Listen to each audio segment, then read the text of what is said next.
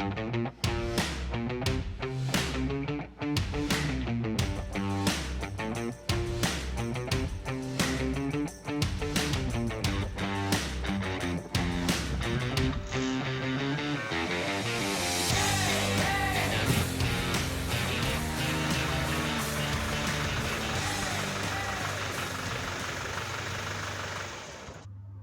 this is our latest video about how to install the Puma dashboard into a Defender.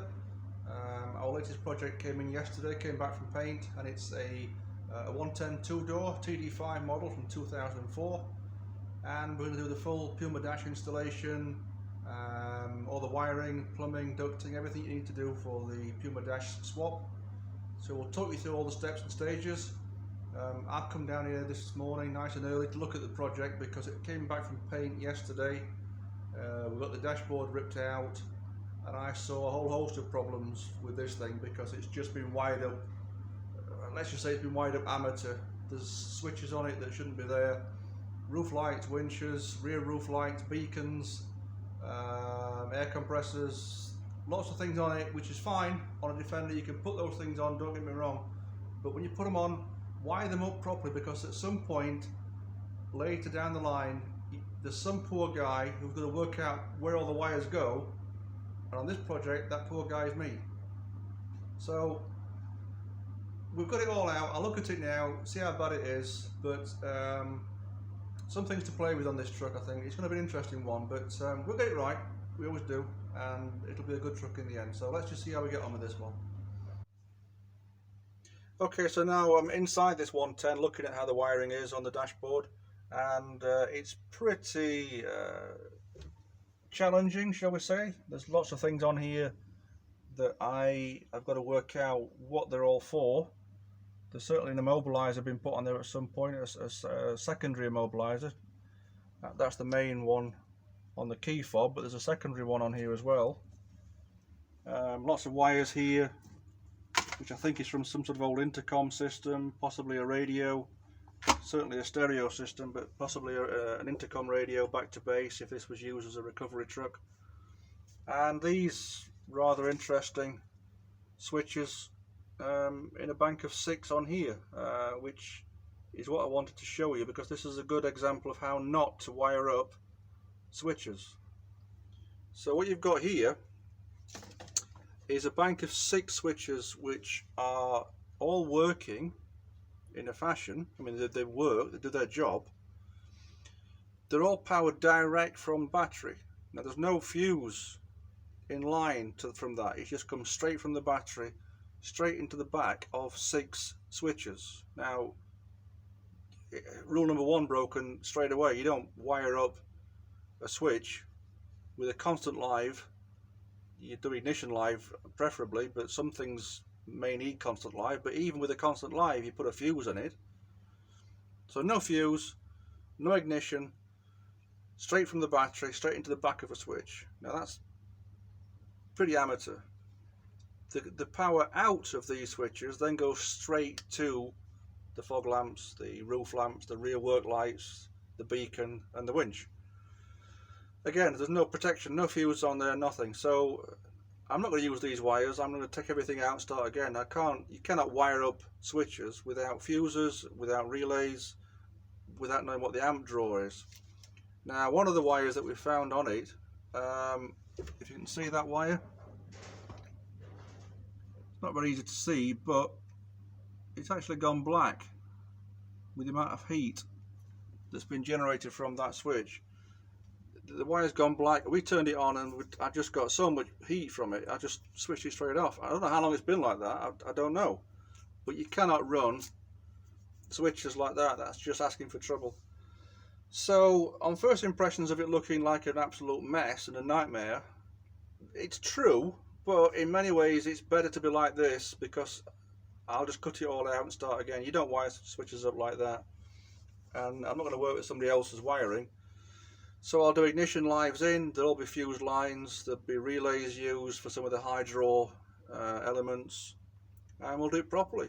And that's how you have to do it. You have to do it properly. You can't mess about with these things. This is serious electrical stuff, and it can cause fires, it can cost you your truck. just not worth it. So we'll start again. So I'm actually pleased that it's that bad, because I ain't going to worry about rewiring things. I'll just start from scratch, do it properly, and work from there. So a little bit further on now with the wiring, I've taken out all of the faulty wires that were littered across the dashboard. We're starting to put in new fuse boards and relays for the switches that are extra on top of the normal Defender switches. And starting to get some progress now. It's been a few hours just tidying up and getting all the bad stuff cut out. You might find that with yours, you might find it easy, depends who's been working on it before and what the owner's been like in the previous life. Now when we supply you with the switches, they're all proper Carling switches. They can come with nice proper Defender logos on them, Defender roof lights, Defender rear roof lights.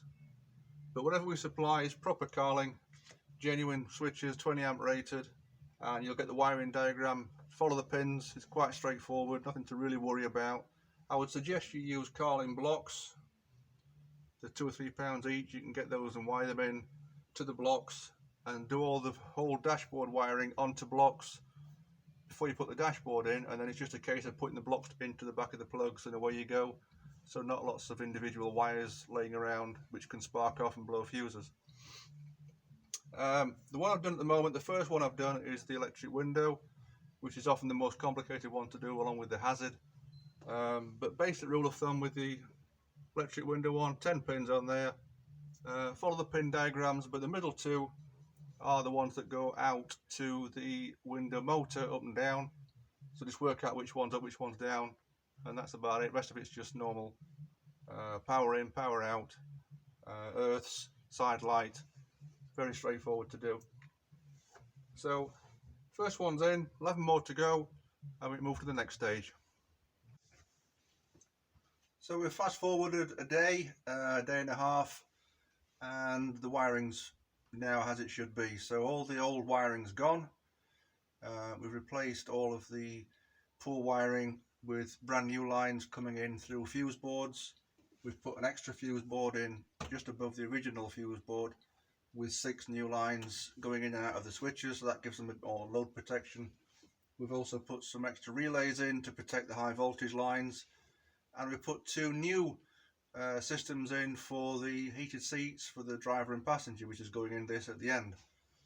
So everything's done now apart from the stereo. Stereo is the next stage of the wiring, but at this point it's important that you get all the switches in. They're all tested, all the backlights work, the switches do what they're supposed to do, because you don't want to put the dashboard in and then find that things aren't quite right. It's also really good to put them onto blocks, because then you can label them all, you can test them, finish them off, put them onto blocks, put a little note on them, and then that's done. Put it to one side, tie it up out of the way, because it's, you know, it's finished, you know, it's ready to go back in again. And it just saves having lots of little individual wires all floating around that you have to work out which one's for which. Each switch has got 6, 8, 10 lines coming in, so putting them onto blocks does save a lot of time and confusion with rewiring them at the end. You don't want to be putting them back in again on individual lines. It's much better with the block. So next thing is to put the reversing camera in, which I'll do next. That taps into the reversing light on the back of the truck. Then we need to put the air box in for the air conditioning, tie down the front flaps on the bulkhead, and then we're not far off finishing. Soundproofing, carpets, then the dash can go in. The dash itself is merely a skin over all your work. All your hard work will be hidden, but the dash itself goes over the top. Brand new dashboard, hides everything that you've done, but you know full well that behind that everything's right and spot on, which is important for your own safety and people who are going to be with you.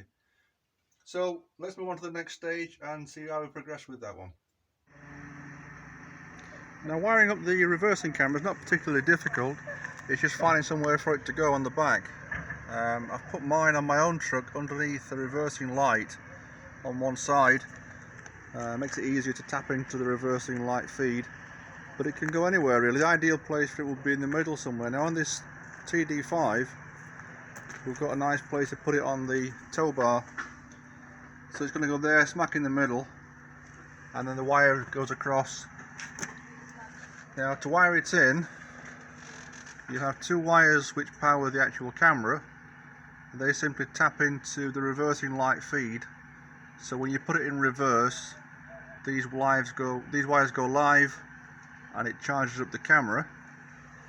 And also on the wire itself that goes back to the head unit, there's a black one that carries the actual signal and a red one that turns the head unit on. So that red wire there, which is on either end of this wire, goes into the power circuit on the reversing light along with the camera. So when you put it in reverse, it powers the camera and sends a signal forward to the head unit, which turns on the screen. What you have to do now is find somewhere to put it and run the wire front to back. So with the camera now safely wired up, put into place and all fixed into the reversing light circuit, that means that once it goes into reverse, it'll power the camera up. Now the wire that goes at the back also comes all the way forward with the signal feed from the camera, which is this one. So it's the same lines at the back, the black wire with the orange yellow connector and the red line next to it. The red line at the back is into the positive feed on the reversing light circuit. The red line at the front in the cab goes into the back of the head unit onto a wire, which is nicely called back. So that means it's going to send a signal into the head unit once it goes into reverse. So all we have to do now is plug the yellow connector into its feed. This one's actually got it's got two camera sockets, one for the front camera and one for a rear camera, which is nice. On this one we're just doing the rear camera. So what that means is that if we put that into reverse, that should light up. Let's give that a go. I'm sure it'll work. There we go. Truck's in reverse. Light comes on. Feed comes on from the back camera. Comes down the line. Tells the head unit to turn itself on. And supplies a feed for the reversing camera. So that's all nicely worked. Everything working on that. One less job to do. Now we can just unplug that, put it to one side and carry on with the dashboard. That becomes now plug and play. It's all done, all the hard work's done, and you can just relax and move on to the next stage. So before we do the soundproofing, we have to look at the airflow for the Puma dashboard. Now your standard dashboard receives its air through this aperture here on the bulkhead. So we're going to use the same aperture whether you use the AC system from us or whether you use the existing heater box on the standard Defender. They both blow air through this same outlet here, so it's a gap between the engine bay area and the cabin area. So through the firewall here, that's where you get your airflow. So we have to direct the air from there into the middle to serve the face vents and the demister vents, and the way we do that is by using an air box to go over the top. Basically just sits over the top of there and directs the air. Now the basic rule of thumb is to try and get the edge of the airbox as close to this side as possible, so as far right and as far down as you can, so it's more or less in line with the bottom of that run and more or less to the edge of where the actual hole is. Now this is obviously a right hand drive one, so if yours is left hand drive, it's the opposite way around. You bring it as far left and as far down as possible, but on this one right hand drive, so we're looking at blowing the air from left to right into the middle. That goes over the top of there, more or less like that, which then feeds the air from the aperture across into this chamber, and the chamber then sends the air out to the two face vents and the two demister vents that go to feed the windows. And once you've got it in place, just go around the edge with self-tapping screws onto the dashboard, a little bit of sealer, and that's done.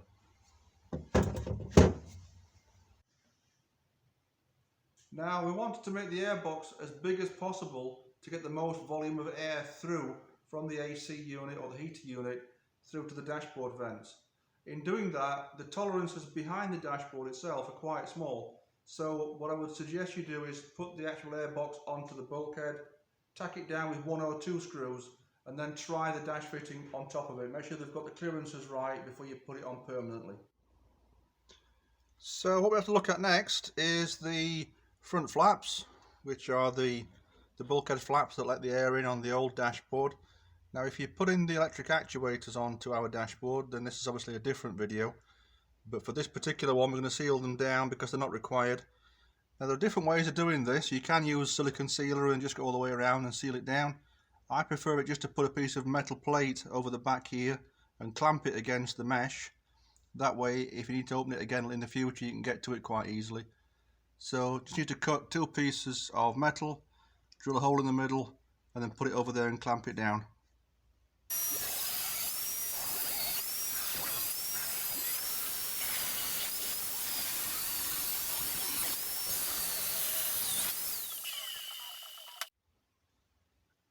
So that's now in place, that's clamped down. Just need to do another one for the other side, and those 2 are done, and we can move on to doing the demisters. So the front window demisters, we're putting them basically back. You take the old ones off your old dashboard, put them back more or less in the same place. The difference is, with the old dashboard you had some supports for them. Now that all the framework has gone from this front here, there's nothing left to support the demisters, so you have to drill a couple of pilot holes and basically fit your demisters in there with some self-tapping screws. And if that's just above the pipe below, the outlet pipe, gives it a nice secure finish and blows straight up into the demisters on the Puma dash. So that is the passenger side demister all in place. It's the original demister from your OEM dashboard that you retain, fixed onto the back plate here with a couple of self-tapping screws.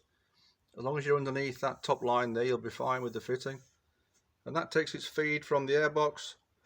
This is a TD5 one, so yours may be different depending on what model you've got, but rule of thumb, 1, 2, 3, 4 outlets. The furthest outlet to this side is the one you use for the demister for the passenger side. One next to it runs up and then along the back of the dashboard here to go to the driver's side demister, and the 2 at the bottom serve the face vents. So that's in. We'll get the other side put together now and get it all soundproofed. So the last job for today, it's just tidying up around the edges with some paint. The new dashboard, when it goes in the Puma dashboard, doesn't always cover all of these side issues. So you get all these different bits of bare metal down to here showing. And it's good to get some paint on that. Just paint the top here, along the top of the ridge, and down the other side as well, so that when the dash goes in, nothing's showing through and spoiling the actual fit. So these are the parts here, just to give it a lick of paint around the edges, just to make it nice and tidy. So I'll paint that now, that can dry overnight, and then tomorrow it's the dash. Now one more tip here is regarding the fuse box cover. Now we're retaining the original Defender fuse box in the middle above the transmission tunnel, but once you put the actual Puma dash in place, it does make it harder to get into the fuses to swap one out. To make it easier, you need to cut down the fuse box cover so it slips on and off better. Now I've drawn a line roughly on the side there. It's more or less in the centre to show where you need to cut. It's this back part here you're removing. You need to cut it off all the way around to make this actual cover a lot slimmer, and it just slips in and out nice and easy to get to the fuses. Now this part of the installation only applies if you're keeping the existing heater box in the engine bay of the Defender. If you're putting our HVAC AC system in, this won't apply to you. This is just about adapting the existing wiring loom from the lever, which is what's on the old dashboard, to the rotor control on the new one. So if you're getting the HVAC AC system from us, that's a separate system. This is just for rewiring the existing heater box in the engine bay. Now normally on a switch you have a power in and a power out, and when you turn the switch on it connects the circuit and creates the power line. For the Defender it's an earth circuit, so the earth circuit needs to be the power line basically. So rather than putting a power into the switch and a power out, you have an earth in and an earth out. So the black line on the wiring harness, this is the wiring harness from the original dashboard. The black line is the earth in, which goes into the B terminal on the rotary block, and then the other two are out for speed 1 and speed 2. Now it's just opposite way around. It works the same principle. It's just that on the particular Defender one, it creates an earth circuit rather than a live circuit. So rather than putting a live power in, you put the earth onto the live terminal, and away you go. The other thing to bear in mind if you're keeping the original Defender heater box is the way that the cable operates this little door here for the hot air and cold air. On the normal Defender dashboard that you've taken out, the wire clips onto there, and it pushes and pulls to operate the door inside, and that controls the hot and cold airflow. If you put the Puma one onto that, you'll find that it works the opposite way around, because it's a push to close rather than pull to close dial. So you need to take this attachment bracket here and basically take it from there, move it across to this side, reattach it, put your cable in from this end, and now it pulls and pushes correctly, so you get the right dial on the dashboard. So here we are now on the final day. This is when it all comes together nicely. This is the fun part. Putting the dashboard in. As I mentioned, all the hard work's done now. This is merely a skin over the top of your hard work, hides all the wiring and plumbing, and brings the dash to life. This is the one we make here at Ministry of Defender. It's right-hand drive version. You get them in left-hand drive as well. Same layout, just mirrored. This one's got the extra switches in the side pods. So we've got 3 on this side and 3 on the passenger side to go with the 6 in the middle. So this will have 12 altogether, which has been fun to wire up. And starting from the left-hand side, at the top here, the tweeter surrounds. We've done those colour-coded for this car. These are 45mm holes that come with the dashboard, so a 45mm tweeter on top. Underneath you've got 130mm speakers. I think that's 5 1/4 inch in old money. You get the vents that come with it. These have been colour-coded to match the car. But that's all you need at this point. We'll put that in as it is. We'll start from the passenger side and work across in the stages. Nothing else needed right now. Don't put the vents in, don't put the switches in, we'll do those later. Time to have some fun now putting this in. This is where the enjoyable part comes along.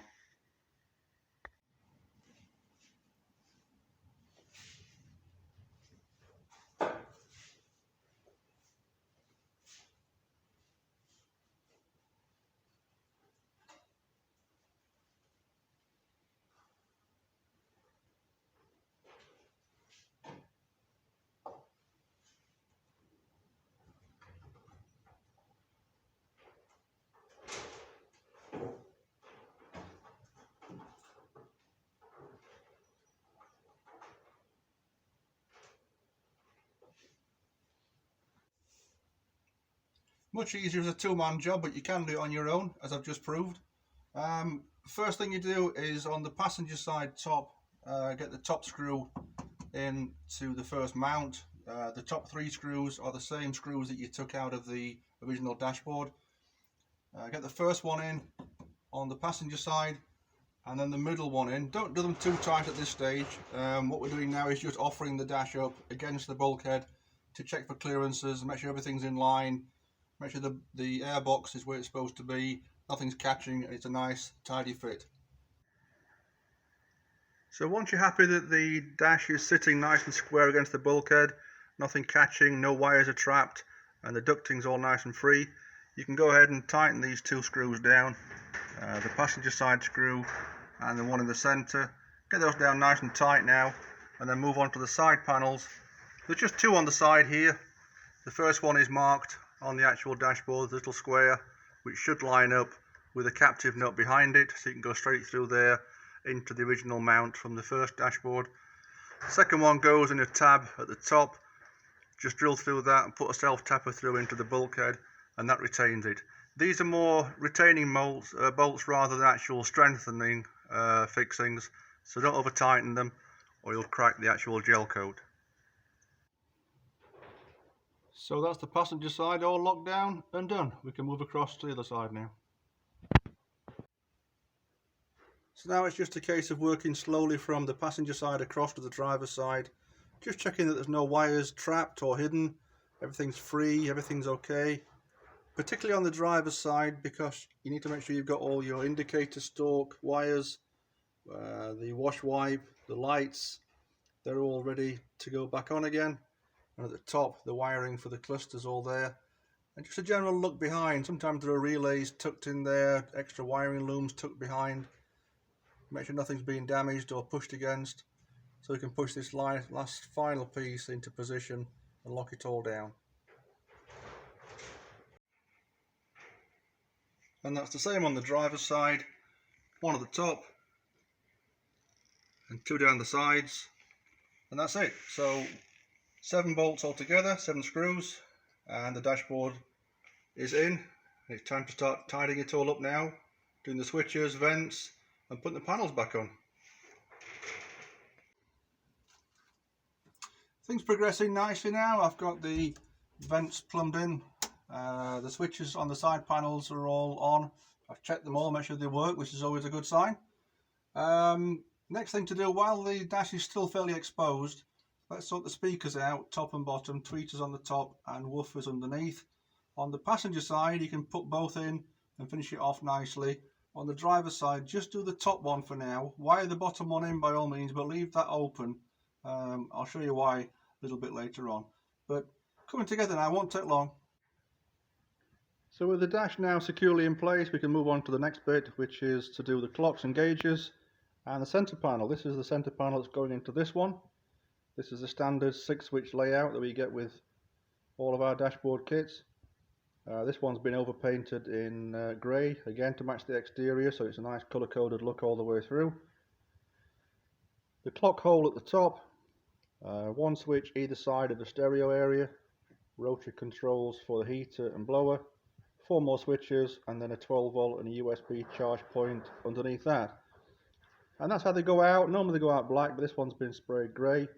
The 12 volt chargers come with it, the USB chargers come with it, and the double DIN cage fitting also comes with it, which is a universal double DIN cage. Sometimes doesn't fit all stereos. You may get your stereo with its own cage, but the universal one goes out with it. If you need it, great. If you don't need it, no problem.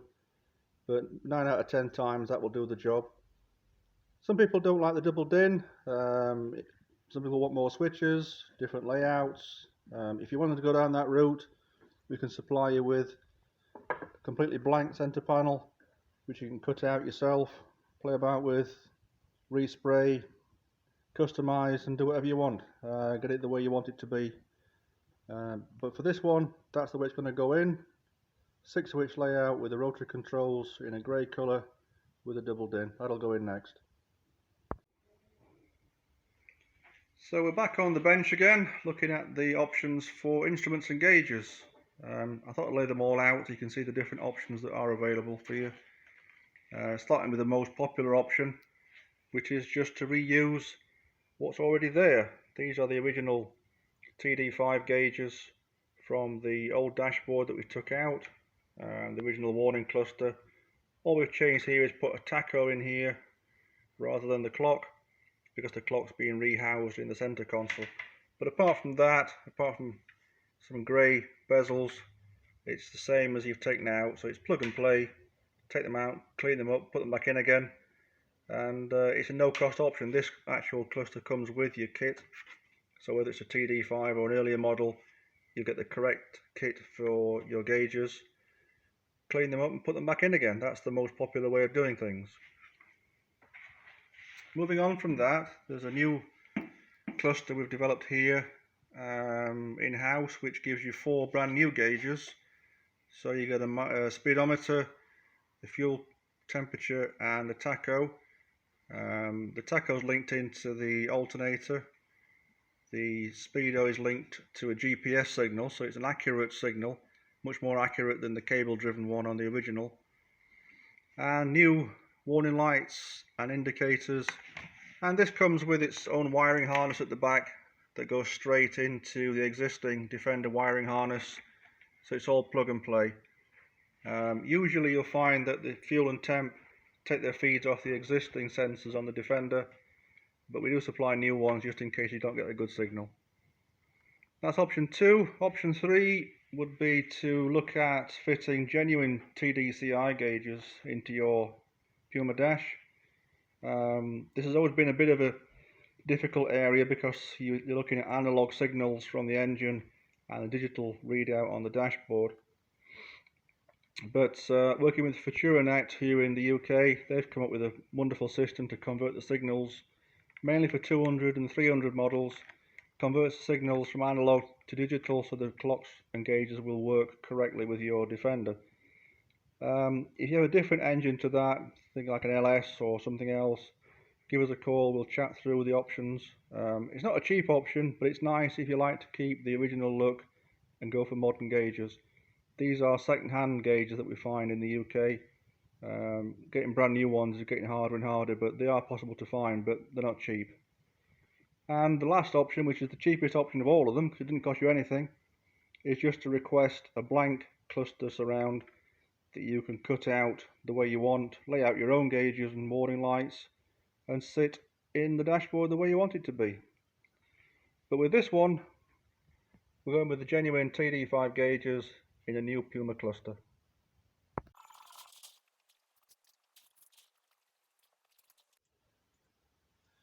Now to put the actual clocks in, it's just a case of getting them lined up, and there's two two holes to be put in, self-tapping holes to hold the actual gauge in place, but that's about it. But to get it all lined up, take your top cover and your gauges and just work out where you want to put them. So they'll go something like that. That's how they're going to go.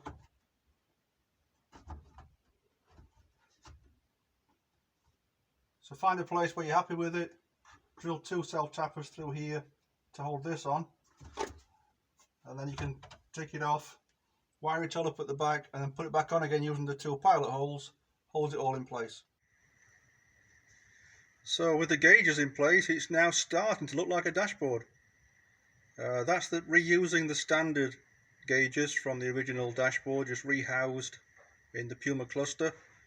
Pretty much the same way of doing all of them from 83 onwards. The only difference would be that the TD5 Speedo, the odometer, is ECU driven, so it's just a couple of wires at the back to plug in, whereas the old cable driven Speedos are a bit more tricky to fit because you have to get the cable in the back and get it all lined up. But apart from that, it's much the same way of fitting them, and that gives you the standard look without having to worry about buying new gauges. And the next piece to fit is this lower trim section that goes below the cluster and hides all the connections. One bolt at that side, one at this side, and that's why I said to leave the speaker off on the right hand side, on the driver's side, because you reach in through the speaker hole to get to that nut and tighten it up. So with the centre panel back in again, that's more or less a complete dashboard. Run the wires across for the clock and put the clock in the top. Stereo goes back in again into its cage, that's already been wired in. Switch is already wired in. The cable to attach to the heater control, that's just a clip-in cable that goes into the engine bay. But apart from that, she's all done. Quick check of the backlights, make sure that everything works the way it should do, and it does. And last couple of finishing off touches now would be for the gear stick, because this is a manual gearbox. We need to put a different shifter on to clear the front edge of the dash. And then for the steering column, we used the original covers that came off the original dashboard, the top and bottom covers on the column, just to tidy that up. And then it's just a case of putting the steering wheel on. And for this particular one, door cards and seats, and it's all finished. Another one done. Now if you've got a manual transmission Defender, you're going to find problems with refitting the old gear shifter, because that's basically not going to go on due to clearance problems. So we can supply you with one of ours, which is basically just a swan-necked version, or you can adjust your own.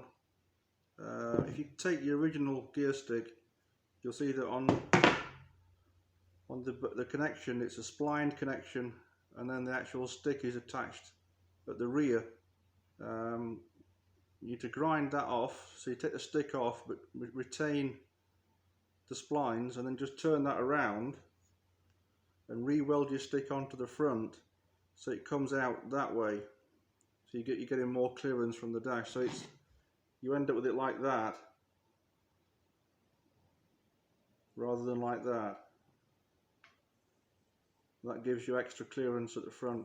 It looks a little bit strange because obviously you're used to seeing that gear stick, but in the end, when you put them next to each other on the actual on the gearbox, they end up more or less in the same position for shifting. It's just that that's got the curve to go down under the Puma front and then back up again, whereas this one, it goes up too quickly to clear, so you have to either take that off there, spin it around and reattach it, or just put a new piece of bar on like we do, or buy one of ours. We can buy that ready-made, but we normally get second-hand gear shifter sticks and convert them to a Puma stick, but the second-hand ones are getting harder to find, so if you have to start getting new sticks and cutting them down and redoing those, it gets expensive. So if you can do your own, by all means, you know, that's the easiest way to do it. So we've finally come to the end of this build. What we started off with was a 2004 TD5 with 250,000 on the clock. Spent most of its life as a recovery truck out on the road, and that means it's one owner but about 500 different drivers, each of which didn't take much care of it. So as things have gone wrong with the electrics, they've patched it up and patched it up to the point where even some of the patches had been patched up, and it just needed working out. It needed stripping back, cleaning out, and just rebuilding again to make it a car we can then take forward and the owner can then be sure everything's spot on with it. The electrics pretty much par for the course. So many Defenders are played with. They are what I would call the ultimate tinker toy. People can get in there, add things, take things off. If the car's had 5 or 6, 10 different owners over the years, each one may have tried something different, and you can end up after 30 years with a truck that just looks nothing like how it was when it was new. So you never get two the same. When a Defender comes in, it's never the same. I've done dozens and I've never found one that's the same yet. With this one, what we've done is we've put the Puma dashboard in, integrated it with the existing heating system. We've soundproofed behind the dashboard and on the bulkhead, put new carpets in and new seats, but with the dash, brand new switches all the way through, electric windows, heated seats. Now I've got a GPS, CD player, new speaker systems, reversing camera. We've basically future-proofed this truck now for the next 10-20 years, so it's preserved this, what was probably going to last another 4 or 5 years before it was scrapped, has now got a new lease of life, and that's what it's all about. It's about giving these Defenders another chance in life so they can go forward and be around for years and years to come. Did in 5 days, pretty much average for me, but I've done dozens, so don't try and think you can do it in 5 days for your first one. Take your time. There are problems that you'll come across that are a little bit different to the video. Like I say, each one's different, so you may find things don't quite gel the same way as the video, but you'll work your way around it. Take your time, do it properly. In the end, it's very rewarding to see it all come together. Unfortunately, I can't do a video for every single variant of Defender because there are so many different options with engines, left-hand drive, right-hand drive. I'd be here doing videos for weeks and weeks just trying to cover every option, but I've tried to cover the basics. If you get stuck with certain aspects, just drop me a line, I'll try and help. But in the end, it's very rewarding to bring these cars back to life, give them a new boost, 20 more years on the road. Love what I do, it's great, very rewarding to see these cars going out. So I hope the video helps. Thanks for watching, stay safe, see you again soon.